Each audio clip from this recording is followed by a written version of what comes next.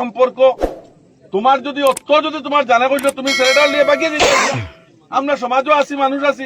ইমরানের সঙ্গে 40-50টা ছেলে থাকে সবসময়।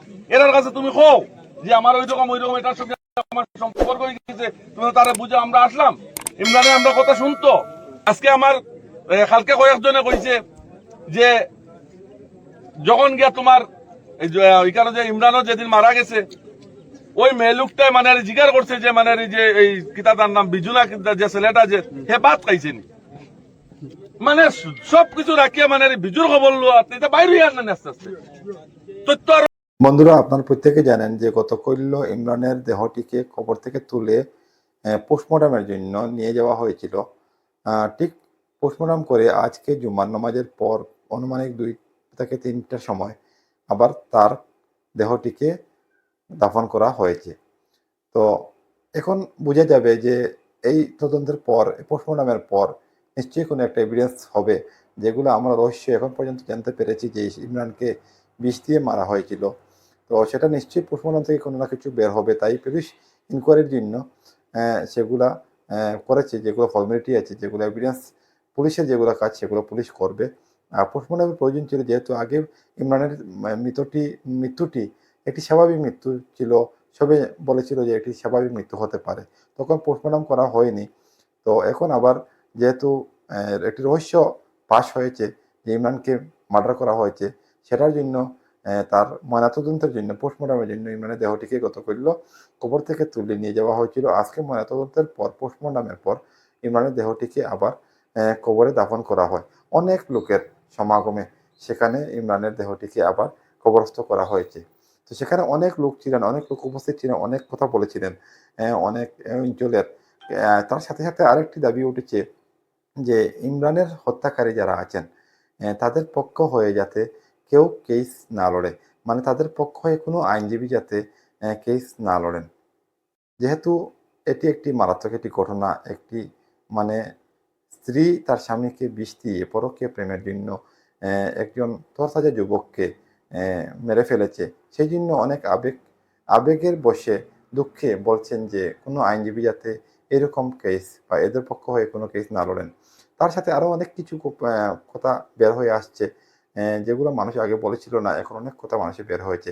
আজকে অনেকেই এখানে অনেক কথা বলেছেন। যেহেতু আমাদের এখানে উপস্থিত ছিলেন দাফন করার সময় আমাদের দক্ষিণ দোলাইয়ের জেলা পরিষদ প্রার্থী প্রতিনিধি গিয়াসউদ্দিন লস্কর মহাশয়, উনি ওনার বক্তব্যে একটি কথা শোনা গিয়েছিল যে উনি বলেছিলেন যে যেদিন ইমরানের মৃত্যু হয়েছিল সেই দিন নাকি ওই মেয়েটি, যে ইমরানের স্ত্রী, যে ওর স্বামী যেদিন মারা গিয়েছে সেই দিন সে খবর নিয়েছিল যে ওর যে প্রেমিক, যেটা বিজু লস্কর, সে ভাত খেয়েছে কি না। মানে একদম অমানবিক একটি কাণ্ড। একটি গড়ে তরতাজা একটি যুবক মরেছে, আর সেখানে বলা হচ্ছে সেখানে ওর স্ত্রী সেটা দিকে খেয়াল না করে ওর প্রেমিক, মানে বিজু লস্কর তখন তো কেউ জানতো না ওর প্রেমিক বলে, সে খবর নিচ্ছে সেদিন যে সে ভাত খেয়েছে কি না। কি মানে অমানবিক একটি কাণ্ড দেখেন তো। তারপরে আরেকটি ঘটনা, সেটা প্রায় ভাইরাল হয়ে পড়েছে, সবাই জানেন যে যে ঘরে কোনো মানুষ মারা যায় সেই ঘরে প্রায় কয়েকদিন বা কয়েক মাস সেখানে সুখ পালন করা হয়। মানুষ সেখানে কোনো আনন্দ ফুর্তি করে না, কোনো পার্টি অ্যারেঞ্জমেন্ট করে না, কোনো আনন্দের উৎসব করে না। কিন্তু আজ 10 দিনের মাথায় সেই ঘরে বার্থডে হয়েছে। ওই স্ত্রী, ইমরানের স্ত্রীর কোনো আত্মীয় বা ওনার বোন শোনা গেছে যে ওখানে 10 তারিখ নাকি গতকাল যেদিন ঘটনা ফাঁস হয়েছে সেদিন রাত্রে যেন ওরা বার্থডে পার্টি করেছে। তো অনেক আশ্চর্যের ব্যাপার, সেগুলো মানুষ বলতে পারছে না। অনেক মানুষ এখানে অনেক কথা বলেছে। মানুষের মন, ইমরান মানে মরে গেছে যে সেটা মানে বিশ্বাস করতে পারছেন না মানুষরা। প্রতিদিন মানুষ জমা হচ্ছেন ওর বাড়িতে, ওর কবরের পাশে, ওর হয়ে অনেক কথা বলার চেষ্টা করছেন যাতে ইমরানের যারা দোষী আছেন তারা উপযুক্ত যাতে শাস্তি পান। তো আমি কিছু ভিডিও আপনাদেরকে সেখানে দেখাবো, তারা কারা কী বললেন, আমাদের গ্যাস যে এপি আছেন উনি কী বললেন, আরও কিছু সামাজিক যারা মানুষ আছে সেখানের তারা কী বললেন। তো আপনারা ভিডিওটি দেখবেন, আর অবশ্যই আমি আপনাদের সাথে আছি।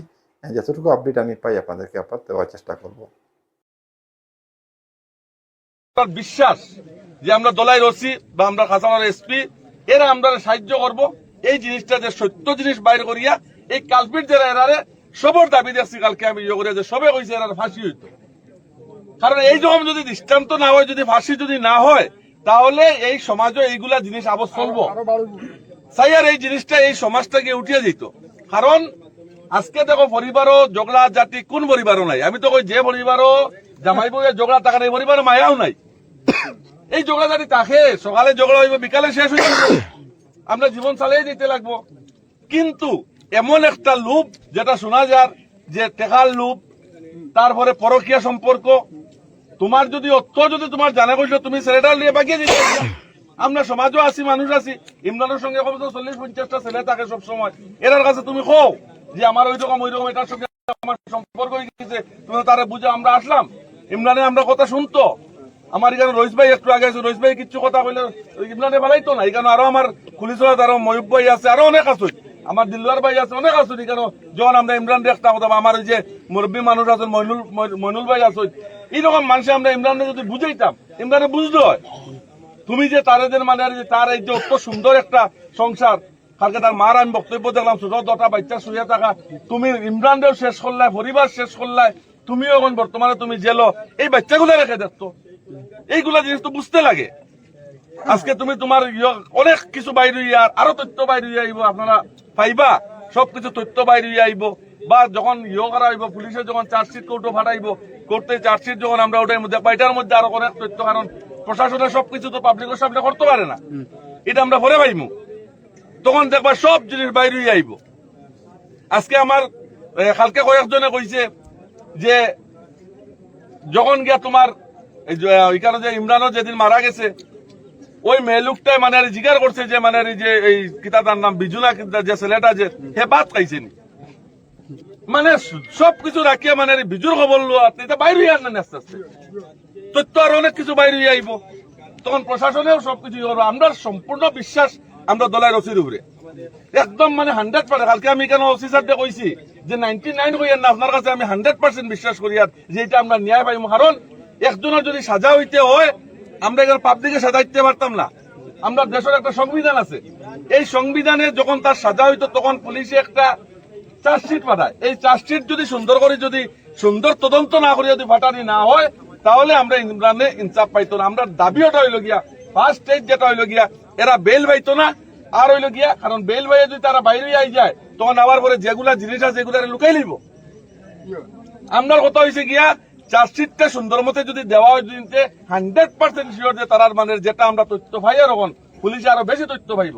কারণ আমরা কালকে আমরা এখানে এই ঘরে ক্যামেরাও আছে, ইমরানের ঘরে সিসি ক্যামেরা আছে। এই সিসি ক্যামেরার যদি হাত দিয়ে নেওয়া হয়, এই রাত্রে রুমের ভিতরে খেয়ে ঢুকছে কিনা সবকিছু আই যাব। আরো বিশিষ্ট কয়েকজনে যারা কিছু কথা বলেছেন, যে আমি সেটাও শোনাচ্ছি আপনাদেরকে। দেখার জন্য একটা ঘটনা এরকম কিন্তু কেস লড়াটা ঠিক হয় না, হইতো না আমার হিসাবে। তো আমরা তরফ থেকে জোরালো দাবি থাকলো যে তারারও এক কেস যাতে কেউ না লড়ে। প্রত্যেক আইনজীবীর কাছে অনুরোধ, আমরা শিলচরের বরাকগুলির প্রত্যেক আইনজীবীর কাছে আমরা জনগণের তরফ থেকে অনুরোধ থাকবো যাতে তারারও কেউ এই কেসটা না লড়েন এবং উপযুক্ত তদন্তর দ্বারা যে সত্যিটা বেরিয়ে আসে। এখন পর্যন্ত যদি আমরা সামনে আজকে আপনারা মিডিয়ার মারফতে আমি জনসাধারণের পক্ষ থেকে একটা কথা তুলে ধরতে চাই। আজকে যেটা আমরা নরপশুরা যে ঘটনাটা যেটা করছে, এরা কুলাঙ্গার গীতা, আমি বলবো নরপশুর থেকে আরো বথর জিনিস।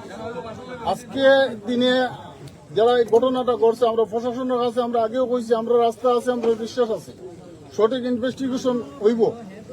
কিন্তু আইনের বেলায় গিয়া আমরা একটা দাবি থাকবো, আইনের বেলায় গিয়া অ্যাডভোকেট যারা আছেন আমরা রাস্তা বরাকবেলি বা আসামের মধ্যে, যাহাতে এই ধরনের কুলাঙ্গারদের পক্ষে যাহাতে কোনো আইনের অ্যাডভোকেটরা যাতে সাপোর্ট না করে এর পক্ষে মানে কোর্টে বা আদালতে না উঠার লাগে আমরা জনসাধারণের পক্ষ থেকে অনুরোধ করবো। কেন অনুরোধ করবো, আপনারা নিশ্চয় এক ছেলের এক মেয়ের বাবা হইতে পারেন। আজকের দিনে এই যে তোর তাকে এক যুবকের যে মৃত্যু হয়েছে, আমার বা আপনার পরিবার হইলে একদিন হইতে পারে। যদি আদালতের মারফতে বা আইনের মারফতে যদি উপযুক্ত দোষী যারা আছে এরা উপযুক্ত যদি শাস্তি পায়, তাহলে পরবর্তী যারা আছে এরাও দেখিয়ে এটার থেকে সতর্ক হইব, এই ধরনের অমানবিক কাজে যাতে মানুষ আর জড়িত হইতো না। যার জন্য আমরা প্রশাসনের কাছে আবারও দাবি করি আর সঠিক তদন্ত করিয়া যারা দোষী আছে তারা উপযুক্ত শাস্তি দেব। শাস্তি কিটা আমরা দাবি হইল এই ধরনের ছেলে যারা বা মেয়ে যারা আছে এরার ফাঁসি চাই, আমরা এরার উপযুক্ত হিসেবে ফাঁসি দেওয়া হোক, তাহলে পরবর্তী জেনারেশন যেটা আইব আমরা এরা এই সমস্ত জিনিস দেখিয়া সতর্কতা হবো, ভয় পাইব। আমি এই কথা বলতে চাইছি যে আমরা বরাকবেলিতে এরকম কোনো ঘটনা এখন পর্যন্ত আমরা স্বচক্ষে দেখছি না, যদিও সোশ্যাল মিডিয়ার মাধ্যমে আমরা বহুত জায়গায় দেখছি। আমরা এরকম যে ঘটনা অত্যন্ত ন্যাক্কারজনক একটা ঘটনা, তো এটা তো আমি প্রশাসনের কাছে দাবি করবো যে এমন কোন দৃষ্টান্তমূলক শাস্তি দেওয়া হোক তারা, যাতে এই বরাকবেলিত আর কোন এরকম ঘটনা আবারও পরিলক্ষিত না হয়।